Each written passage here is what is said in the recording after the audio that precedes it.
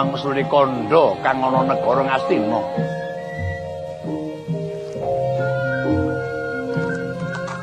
Nata Ngastina Prabu Dipayana ya Prabu Abiyasa lenggah angdang-krang mungging dampar palimanan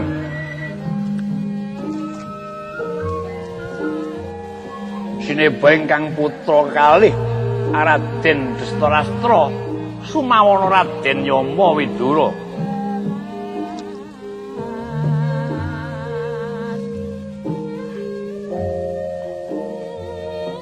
Dereng sawetawis wanipun Raden Pandhu Dewayana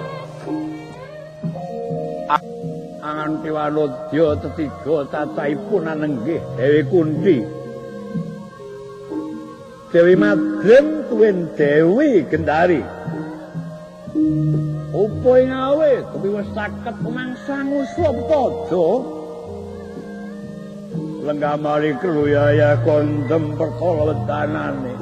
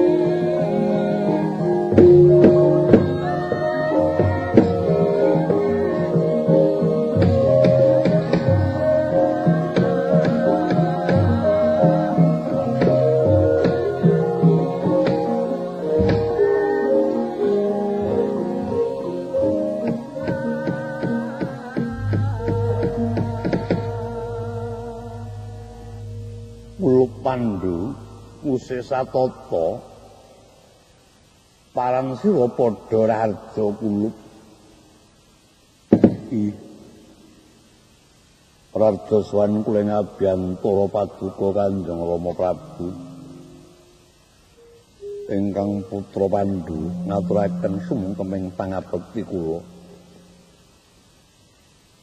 Mawantu-wantu ugi kandha sandhep padha paduka Kanjeng Rama Prabu. Ya kula Pandhu tak tampa gawe gedhening atiku. Kajaba saka iku kulup paran martani. Ing nguni sira ngleboni sayembara pilih marang negara Mandura. Iya. Rama Prabu. Pangestu paduka kula saged kapilih dening Dewi Kunthi miwah ing wekdal mangke Dewi Kunthi kula swanaken ing ngarsa paduka Kanjeng Rama Prabu. Lah banjur wanita loro liyane iki sapa? Dene ing angka kalih nika wanita raja putri saking negari Mandaraka. Putranipun Prabu Mandrakeswara inggih Prabu Mandratpati, namipun Madin. Wontenipun Madin kula boyong, awit saking anggen kula saged ngasoraken tanding prang lan Raden Narasoma ingkang kaladuk sesungaran. Sasampunipun kawon anggenipun paprangan, Raden Narasoma masrahaken Dewi Madrim dhateng kula babar pisan kula boyong kula swanaken ing ngarsa paduka menika. Wiradal syukur mangayu bagya.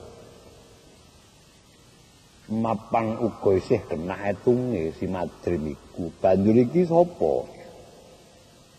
Ing angka 3 menika Raja putring Pasa Jenar. Putra Prabu Swela kadang Prabu Gendara ingkang anem sesilih Dewi Gendari. Apa mula bukane dinetok boyong marang negara Ngastina wonten ing mergi lampah kula.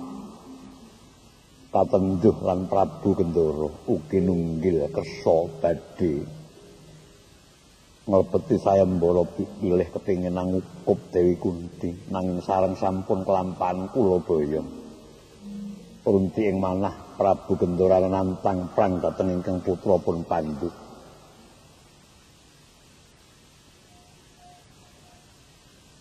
Awan melepas maning satriya menawi ngantos mboten kula langgati panantanging Prabu Gendara. Ngantos Prabu Gendara dumugi ning kedah dene Dewi Gendari wau kapasrahaken ing putra pun Pandu. Kalebet kadang anemipun Yayi Gendari inggih menika pun Harya Suman. Caket Dewa Bathara. Ya. Yen ngono wis becane. Yen to sira kudu ngukup wanita telu iki cacahe. Rama Prabu. Kula mboten badhe gegabah dhateng asmaning Kadang Werda.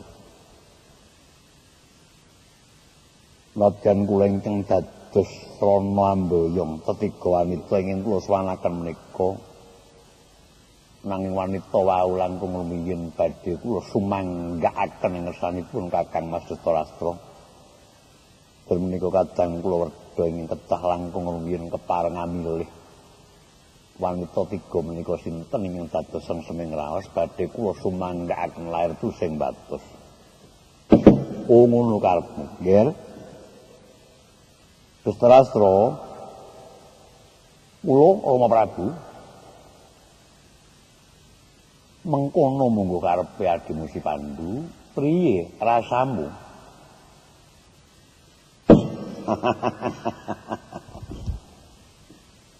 Panjenenganipun nggih wonten raos pekawet ngatasipun kula mboten mandang awrat.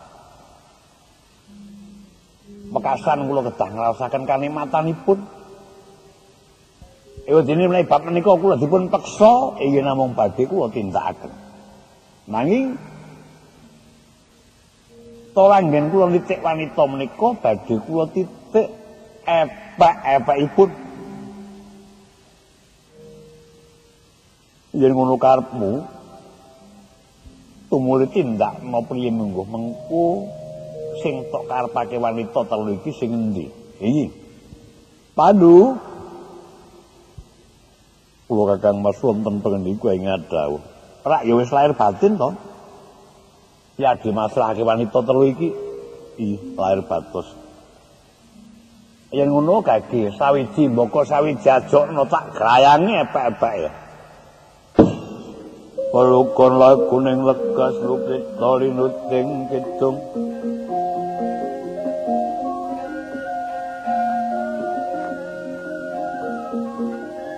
Kadung kadreng momong mamangun manah arah ayu.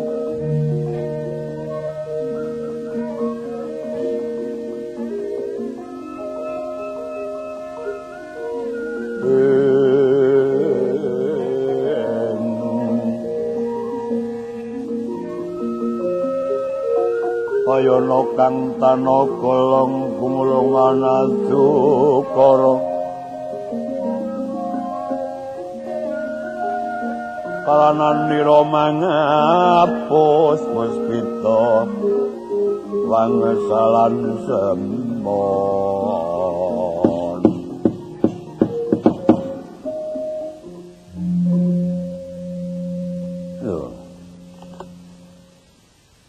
Iki tangane sapa tak tegal iki? Kula Raja Putri saking Mandura. Nami kula Kunti. Oh. Sing ngoreke caket iki to. Kunti. Sarira lurus. Rikma memak lemes.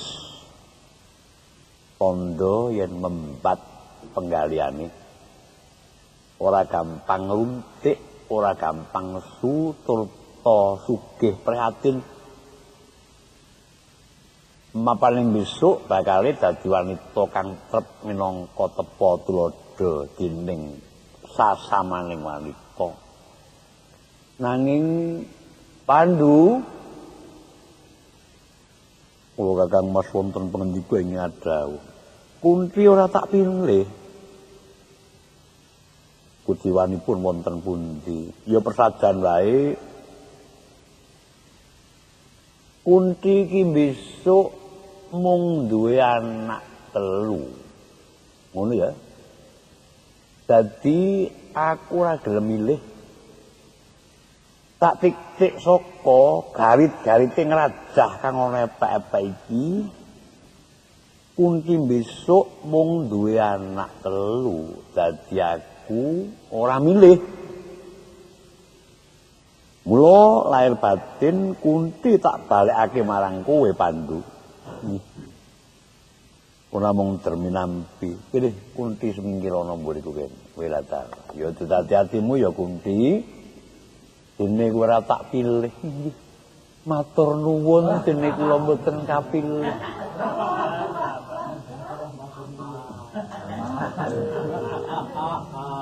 Duh Dewa ngaturaken kenging panuwun. Mugi-mugi Dewa tansah ngayomana dhateng kula. Kini pangestunipun para punden kula mboten kapilih. Syukur dhateng Hyang Agung. Mugi-mugi jagat saisinipun ngayomana dhateng Kunti. Tetep lestantun mboten kapilih dening Sang Dustarastra. Lho. Iki kok malah ora gelo kok malah seneng iki kepiye to iki? Lah kiye sapa? Maju kene.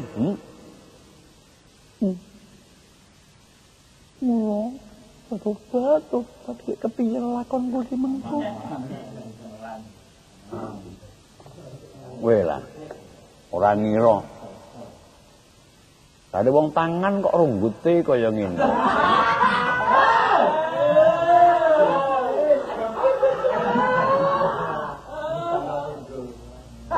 Menika sanes tangan menika bathuk. Oh, bathuk.